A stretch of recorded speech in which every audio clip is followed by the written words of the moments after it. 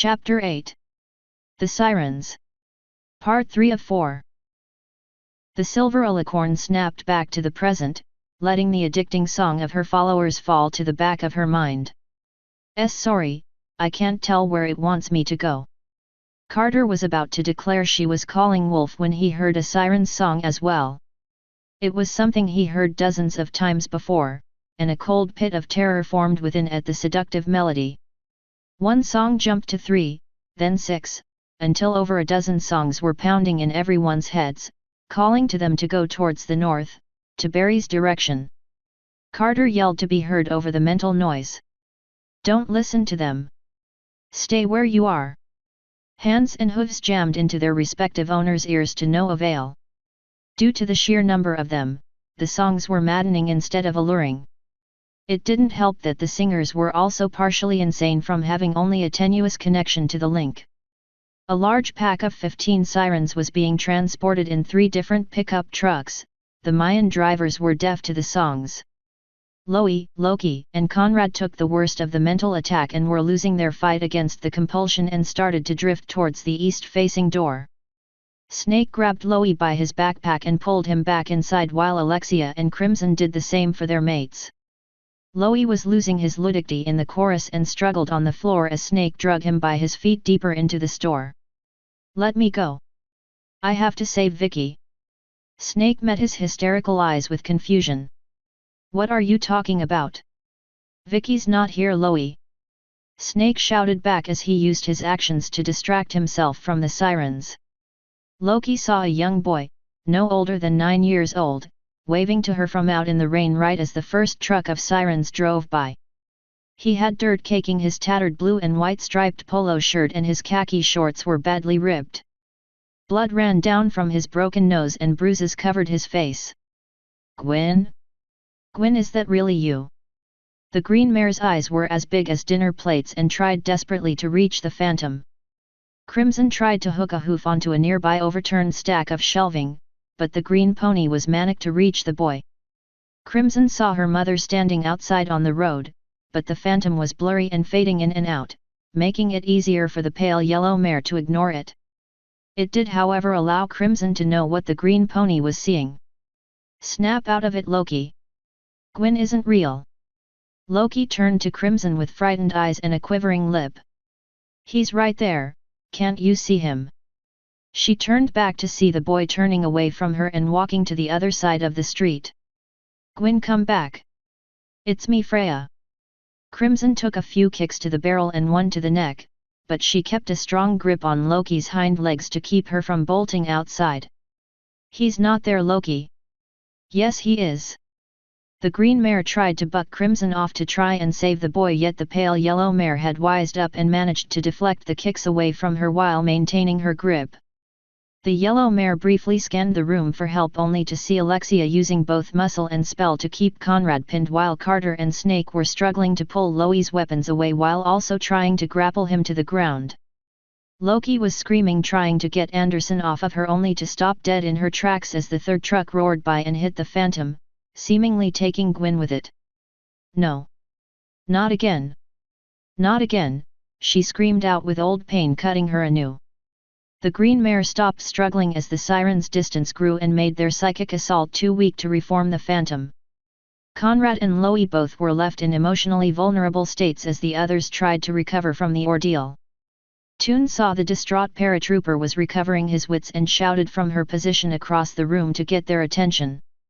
Snake, Carter, get eyes on the outside, make sure we didn't attract any unwanted guests. The trooper obeyed without hesitation while Carter only did so begrudgingly because it was a prudent command. The azure-crowned alicorn had noticed something was off when the sirens hit them. The vision I had didn't seem like it was part of the other noise I heard. She chased away her introspective to refocus on her mate. Conrad, speak to me. The stallion in question shifted his eyes around angrily. Where is he? I'm going to kill that bastard. Toon flipped the stallion around in her magic to make him look at her. Easy. Easy. It wasn't real. Whoever it is, isn't there. Alexia's face and soothing tone eased his fury back down. Once she knew he was going to be fine, she spoke again. Let me check on Loki and Loie, okay? Yeah. He slumped to his haunches while cradling his head to try and dull a massive migraine that followed the vision. The headache was shared by all 7 of them, but Carter was able to shake it off a little better than the others. The federal agent's grip on his pistol was so tight his weapon's grip pattern was imprinted on his hand. I don't get it. It's always been just a compulsion before, a song most of the time, but never a projection like that. Snake gritted his teeth at the memory of seeing his dead mother seeming to call out to him. Damn imps are truly from hell. Command never told any of us these guys had this kind of psychic power. Right as Alexia was about to investigate Loki, a cold pit of despair hung in her gut like a lead weight. The others. Those sirens are headed straight for the rest of the 82nd. Everyone in the room heard her, and feared she was right. They'll never know what hit them, Loie thought aloud. Alexia bolted over to Loki, who was carrying a stronger radio on her back, and pulled the shaking green mare's headset off and put it on herself. Crimson took the hint and adjusted the frequency to the command channel. Baker 1, this is Zeta, come in. The faint sound of her worshippers faded away as she repeated the transmission. The distant echo of gunfire was still detectable above the torrential downpour. An uncomfortably long wait and a second repeat elapsed before Smithers answered. This is Baker. Are you at the objective, Zeta? Alexia didn't have time to waste on words. Nearly. You have a large group of sirens inbound on your location in 3 pickup trucks from the northwest. They'll compromise your position if they get too close. Smithers knew that meant the sirens could only come in from either of the 2 bridges.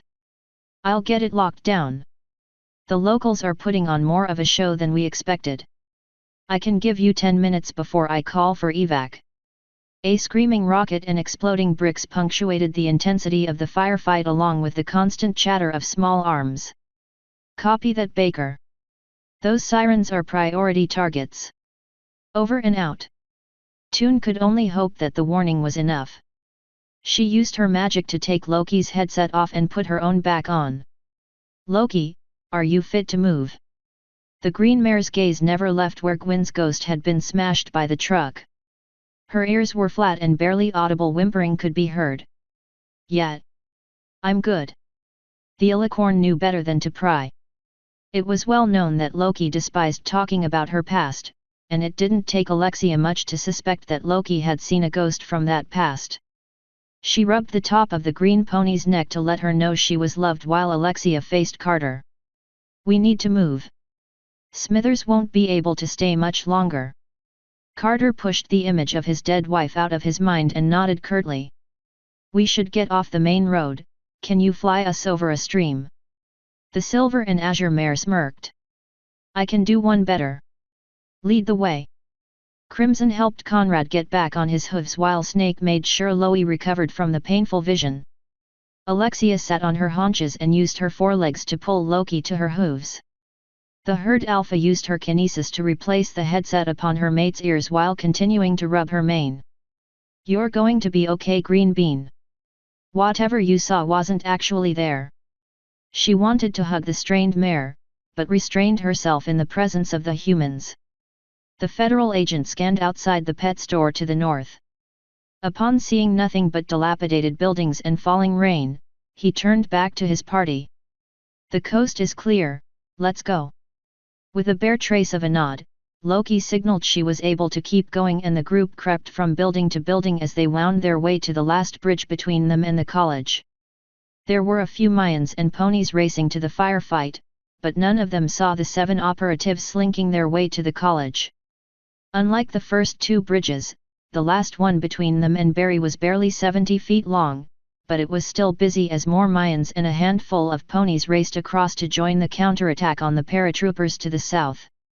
The cold rain bit each of them as the humans and ponies huddled in the nearby brush-tangled ditch. Thanks to the nearby stream being several feet lower than the runoff ditch, the rainwater wasn't enough to get more than the soles of their shoes wet. Snake didn't like the condition of the bridge and nudged Alexia to speak to her. Traffic's way too high to cross and the riverbank is too steep to try and cross it further on down as far as I can see. True enough, no matter where Alexia looked, the small stream looked to be in the early stages of forming a ravine. It may take a few hundred years, but it'll get there. Then I'll have to teleport us across. Won't the Flash give us away? Crimson fretted. Teleportation. All three men queried. All I can do is try and find a place where the second Flash won't be too obvious. Carter was more dubious than the two paratroopers. What do you mean teleportation? Loie ignored his mental fatigue from the Sirens' assault at the prospect of it. Whoa, you mean like Star Trek teleportation? Hell yeah! Rumbling on the road halted the hushed conversation as a stolen M1 Abrams tank grumbled down the road while 5 Mayans in full combat gear sat on top as the vehicle transported them to the firefight. A lance of terror ran through Alexia's mind at the thought of the tank's presence. When did the army get here? Snake pressed himself as low to the ground as possible. Not possible, else we wouldn't have flown in from Atlanta. Damn imps stole one. Conrad grew even more worried as he saw Toon's horn start to glow as she gathered mana to cripple the tank. No, Alex, stop. With her horn still aglow, she turned to face him. I can't just let that tank hit them. It'll rip them to shreds. Snake chuckled darkly. Have more faith in the 82nd than that little lady. Even if Buttercup already wasted all of her rockets, the Vipers will blow that thing to hell. His words fell flat as 3 more Abrams came in from the direction of Berry College. He fully expected the gunships could destroy them, but feared there might not be anyone left to save by the time they were called in. Carter was the most pragmatic of them all and focused on the silver pony. Look, Smithers and her team are doing their job, so we can do ours. If you have the means of getting us across the bridge, then do so. Gritting her teeth at being unable to help, Alexia beckoned everyone to scrunch in close to her. This won't be pleasant for you first-timers, Crimson remarked with a smirk in Carter's direction. The densely packed evergreen trees made a direct visualization of the ground beyond the bridge impossible, and Alexia didn't want to risk a massive mana feedback if she planted her teleport around a too densely forested spot or too high above the ground as to cause injury. Her answer came in the form of a billboard promoting the local Harbin clinic. The group flashed a brilliant azure from the side of the road and was deposited on the thin ledge of the billboard's walkway. Conrad was too far off to the side and fell off, but his Pegasi instincts kicked in the moment he started to fall and flared his wings to level out. Loie nearly fell off the edge and wrapped his arms around one of the protruding lamp posts that had not been turned on in months. Jesus H. Christ! I just was fucking teleported. Eat your heart out, Scotty. Snake was glad he didn't have a full stomach because it was doing flips at the moment while Carter was doing his damnedest to keep from giving Crimson the satisfaction of seeing him squirm. The non-horned ponies were mostly used to it by now and only took a spare moment to recover their wits.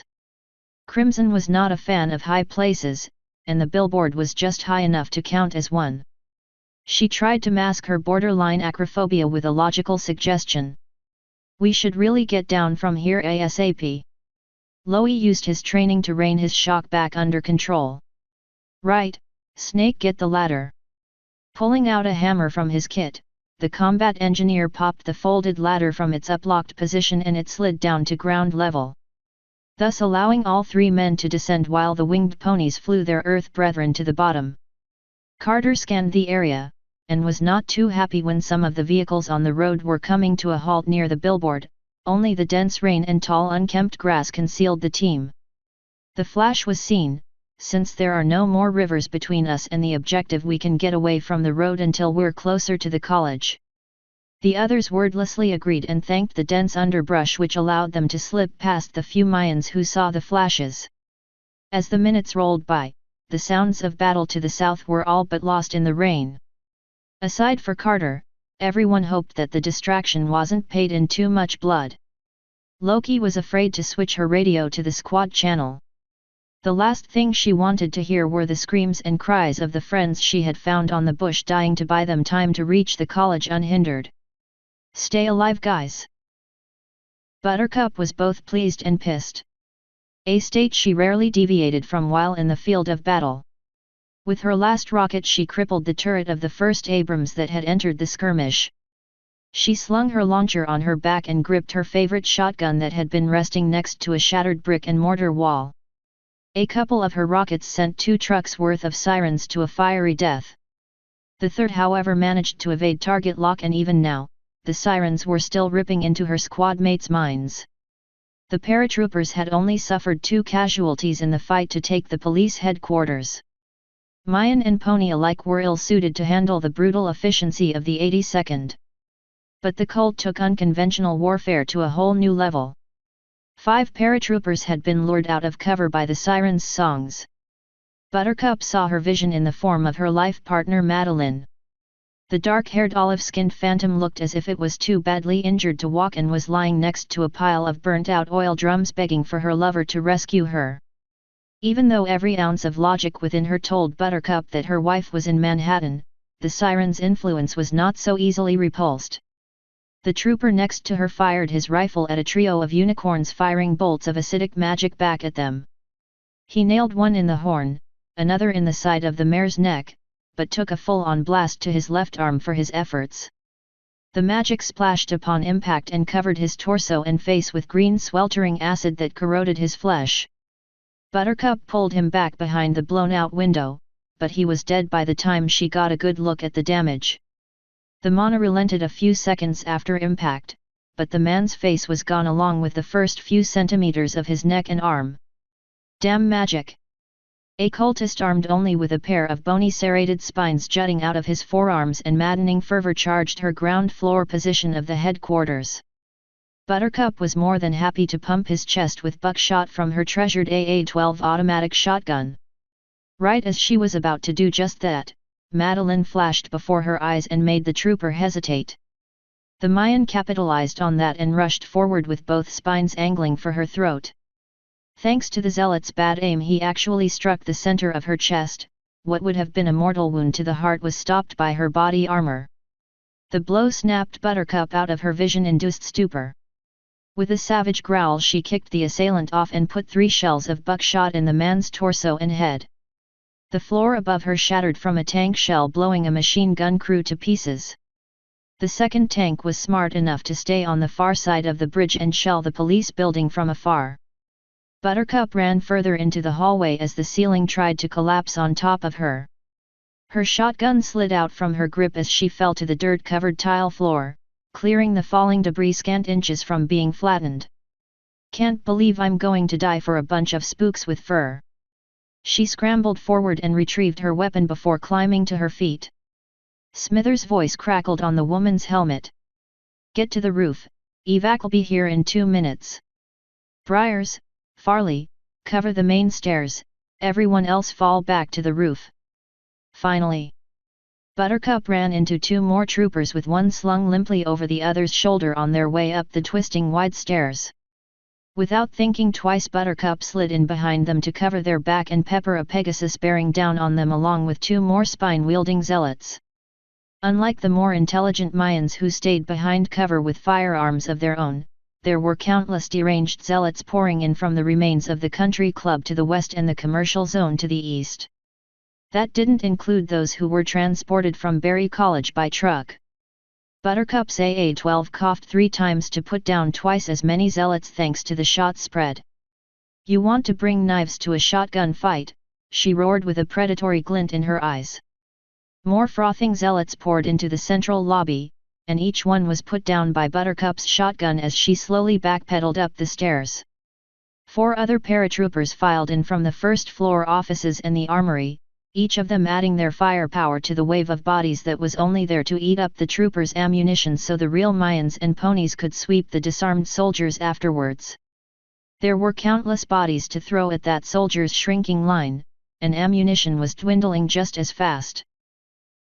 End of Part 3.